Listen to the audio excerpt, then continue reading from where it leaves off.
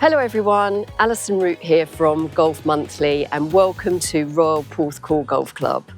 In this video, we're going to look at the top 10 courses in the UK and Ireland from Golf Monthly's Top 100 rankings in association with Peter Millar. I'm joined here by Rob Smith and Jeremy Ellwood, who run the Top 100 Courses panel, and we're going to discuss why these 10 courses are so special. We're going to run through from 10 to 1, so stay tuned to find out which one comes out on top. So, let's get started.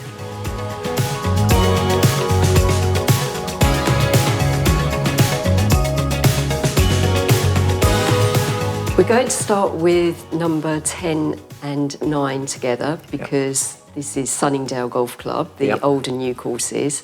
Interestingly, they've swapped around from the last time we did the rankings.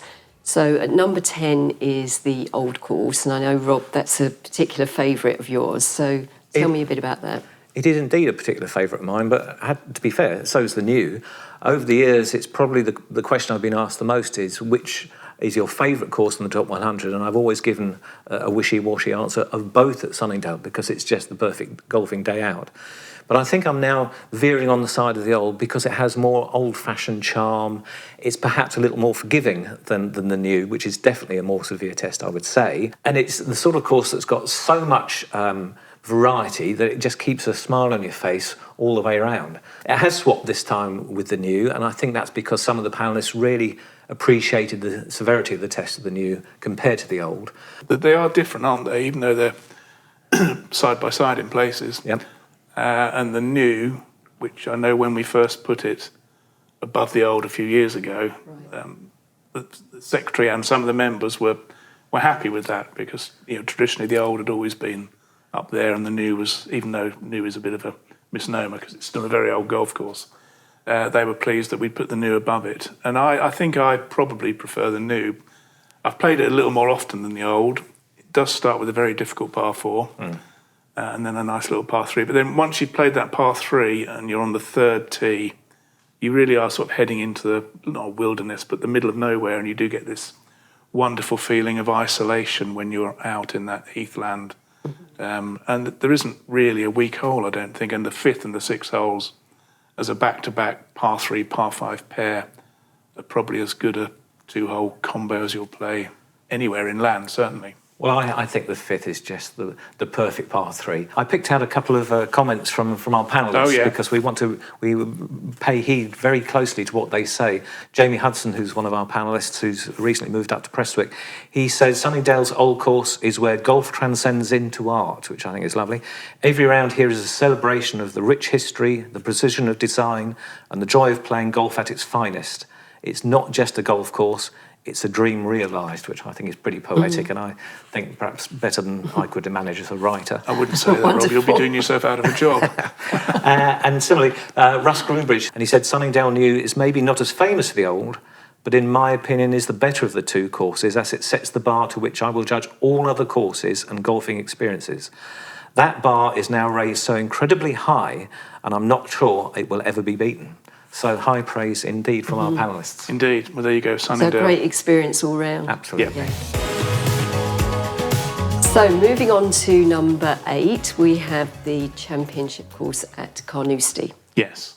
It shows you that the criteria we use are all-encompassing because it's not classically beautiful, is it? The terrain and the surrounds are not classically beautiful. The beauty is within the holes themselves. Absolutely. And I think people say it's one of the best bunkered links courses there is. And if you play it and manage to stay out of the bunkers, you've done a pretty good job. And it also obviously has one of the toughest finishes of any course in the UK and Ireland. We all know there have been disasters on that 18th hole over the years, and it's not difficult to see why when you play there, and especially if it's into the wind and you're trying to get home in 2. It's a very difficult test. 4 there is something to celebrate in the bar afterwards. And I think you're quite right. It's all about the design as opposed to the terrain. The Barry Burners, of course, is a big feature, and it comes into play a number of times, but particularly, obviously, on 17 and 18. But so it's also brutally tough. I think that's fair to say. And that won't necessarily be for everybody, but it's absolutely deserving its place in the top 10. So moving on to number 7, we have Royal Portrush. This is an absolutely beautiful course, but we have it at number 7. It's gone up a place this year, and of course it's soon to be hosting the Open Championship this summer. It's a brilliant Harry Colt design over fabulous rugged dunes and links land. It's tough. The new holes that came into play last time the Open was there have been very well received, and everyone who goes gives nothing but good feedback. It's not one that anyone ever seems to be disappointed with. People may get beaten up by a Royal Portrush, but they'll still come off smiling at how enjoyable and varied the 18 holes are. Yeah, I think we asked our panellists, didn't we, for their favourite course from the top 100 to go in the supplement that accompanies this project, and Royal Portrush was the most popular choice. They've done loose links there as their favourite course. So yeah, it has a lot of support out there. Friendly for everybody. Friendly for everybody. Yeah, to a degree, but you probably won't be thinking that when you stand on the tee of Calamity Corner. Absolutely, be wonderful. And it's interesting how difficult it is, again, to define the top 10 based on the feedback from our panellists. Because if we take a quote from one of them who played Royal Portrush last year, Gráinne Killen is one of our panellists who's based over in Ireland, and she said, for me, my number 1 course, and definitely in the top 5 in the Golf Monthly Top 100. Well, of course, it isn't quite, but maybe it should be. Everyone has their own view on this, and there's no absolutes on it. So that's very interesting that some people have it so high. Yeah. Well, moving on to number 6, which is a course that I have played, is Royal Birkdale. Right, I was lucky enough to play Birkdale a couple of summers ago. I hadn't been for some time. And what I completely love about it is that although you don't really get to see too much of the sea from it, you do go through some lovely dunes, and every hole is remarkably different. It's also one of the friendliest clubs in the top 100, let alone the top 10. You get an incredibly warm welcome from such an old traditional club, which is a lovely thing to happen. I found that as well. Absolutely. And they are also moving with the times. So we've got a new par 3 that's just very recently come into play there, what is now their 15th. There are other changes happening at the 5th and the 7th. So there's a lot going on there. Royal Birkdale is rightly at the very top of the list, and it's been, I believe, our leading English course throughout the rankings. Yeah. And I guess for average golfers, you do get this double par 5 finish. So even if you've thrown a few shots away, there is this final chance, especially if they're downwind, to perhaps nick a couple back at the end, which is quite rare. And we've touched on the warm welcome you get there, and I think that in evidence of that, a comment from one of our panellists, Richard Healy, he says that the course, the welcome, the facilities and the experience were all top draw. What a privilege and a joy. And the interesting thing there about how warmly he was welcomed is that he was there as a secret shopper, which a lot of our panellists now do. So he paid his own way, and yet he still felt, it's not cheap, he still felt an incredibly warm welcome when he went there. Now, we're moving on to the top 5 of our top 100 rankings in association with Peter Millar. So at number 5, we have Royal Dornoch. We do, the championship course there, which I did play last year, so I have played that fairly recently. I got a chance to see the work that had been done on the 7th and 8th holes, which you play 6 holes and then you climb up through the gorse. I don't know how much that gorse is still there, quite a lot, I think. And the 7th hole used to be a dogleg around to the left, but it now plays straight on to an infinity green. I think Tom Mackenzie did the work up there. And that was a joy to play that. And then I think you now play the 8th from a slightly different teeing position as well. So I have seen it recently, and Dornoch, of course, is just, it is investing a huge amount in a new clubhouse. I think it was something like £14 million. Wow. So I think a lot of people think Dornoch and maybe one or two others in Scotland going to play there is almost like a pilgrimage, a sort of rite of passage. I think the green fee was £10 the first time I played there. It isn't now. It's not now. But it's still a glorious place to go, and one that attracts golfing pilgrims from all over the world. Yeah. And if we look at one of our comments from one of our panellists, Jason Eaton, who's one of our new panellists, he says, if you love links, love sea views and love tough golf courses, then this is the course for you. Yeah. I think that sums it up entirely. So, moving on to number 4, Rob, I believe this is a course that you played fairly recently, and that is Muirfield. Yeah, I was lucky enough to go up 2 or 3 years ago and play all of the courses in East Lothian in a ridiculously tight, short space of time. And Muirfield, of course, is just a sublime design. It's classic, old-fashioned golf.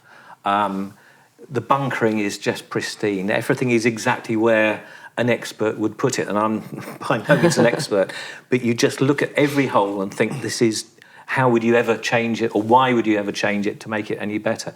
It's a really great test of golf from start to finish. Again, the difficulty will sometimes be tested by the wind, and that these Lothian coasts can be quite windy at times. Always in tip-top condition. The clubhouse has tons of charm as well, and one of the best lunches in golf. I loved it. Having not been there for many years, I loved going back and enjoyed every minute of being there. Yeah, I think they say, or have said in the past, what Muirfield, you see it all in front of you, don't you? It's largely true. I think there's one hole where you play up and over a crest, which kind of confounds that just a touch. But generally, you can see what the task is ahead of you, and then it's just a question of whether your game is up to meeting the challenge. For Muirfield, one of our panellists, Andrew Oliver, who's a member at St Anne's Old Links, went there for the first time last year, and he was absolutely blown away by it. He said, rarely will you find a course which is so unrelenting in its strategic options, its unobvious difficulty, but all-round fairness. Never have I left a course wishing so much that I could turn the clock back and start again. So that's Muirfield for you. Absolutely wonderful. At number 3, we have the Trump Turnberry Resort, the Ailsa course. Yes. Well, this is one I played quite a long time ago for the first time, before the changes that Martin Ebert did in 2017. And I thought it was fantastic then, loved it then. And when the changes came in, I was fortunate to play it. You are right up close to the shore on a number of holes. And with work that's been going on of late, not in time for these rankings, but for the next ones, there's a couple more holes that are going to be taken closer to the edge to really optimise the visual drama. So, Turnberry famously is far from cheap. Yep.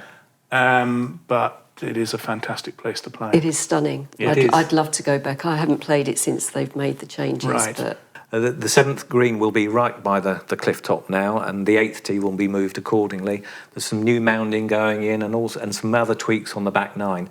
So again, it's lovely to see a course that, no matter it being as wonderful as it is, it's still wanting to get better. I mean, that shows the commitment. And so with Turnberry, one of our panellists, James Holland, who's a member at Aldborough and a very good golfer, he said, because it'd been his first visit up there for a little while, he said, it is so much better than I played before the changes, and it was good then.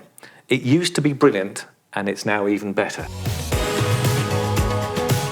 so now, number 2, we have the old course at St Andrews.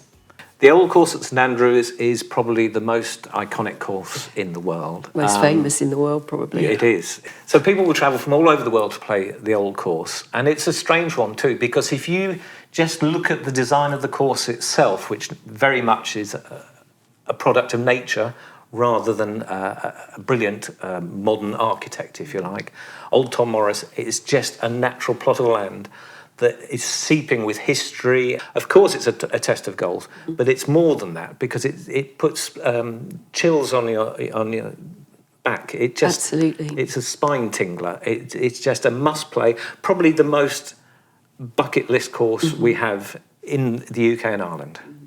The ultimate experience, even if when you break it down, the golf course is probably not the very finest golf course, but when you factor everything else in, it's just got everything you'd want, hasn't it? It absolutely has. And also, it is the only golf course in our top 100 that only has 2 par 3s and 2 par 5s. Indeed. So, the majority of the holes are par 4s of varying lengths. And there are some that are chances to score, like 12, is it, and the 9 and 10 around the turn. Yep. And then there are some that are definitely not chances to score, like 17. Yeah. One of our panellists made his first trip there last year. Ever, another very good low single-figure handicapper called Cathal Devlin, and he said it is a must-play for golfers worldwide. It has all the history, but also still has all the quality. So that combination of the two, as we've said, it's really the most atmospheric course we have in the top 100. So number 1, we have Royal County Down. We do the championship course there, which as a setting, it's hard to beat. There isn't really anywhere in our top 100 where you have the sea and mountains as the backdrop at various points. In Newcastle in County Down, and you head out along the coast for 3 holes, is it, and then turn back on the extremely frequently photographed par 3 fourth, and you're looking back towards the town and some of those iconic buildings on the skyline. And it's a magical place to play golf, isn't it? And I think, it is. I think it's the place that has the best combination of terrain itself, and then, of course, the setting. The mountains of Mourne going around it are spectacular. The views out over the bay are wonderful. It's, again, going back to the idea of a non-golfer would go there and think, wow, this is just a fantastic place to go for a walk. If you take your clubs with you, so much better, I think. Yeah, and it's beautifully bunkered as well, isn't it? Those natural bunkers, which really enhance the visuals at all points of the course. Yeah. And, you know, there are some cracking holes there. The 9th, where you kind of drive over this fairway, drops down sort of 60 feet, doesn't it? Yeah. So you've got that element of blindness in places, which, you know, not everyone is a fan of. But I think you've got to factor in that this course was designed 100 and whatever it is years ago. And that was how things were done back in those days. And some courses have retained some of that. Some courses have got rid of most of that. But I think if you take blindness out of golf, you're losing something from the overall package of what golf offers. And so, according to one of our panellists, Gavin Cairns, this is a Harry Colt design set within a truly distinguished championship setting. A course of truly worldwide renown with storied pedigree, set at the foot of the Mourne mountain range. A truly exceptional golfing experience awaits on this links. And it does. It's number 1 for a reason. And I think we'd all recommend for anybody to go there if they ever get the chance. Indeed. Thanks for watching this video. If you've played any of these courses, we'd love to hear from you. It's bye for now from Royal Porthcawl Golf Club.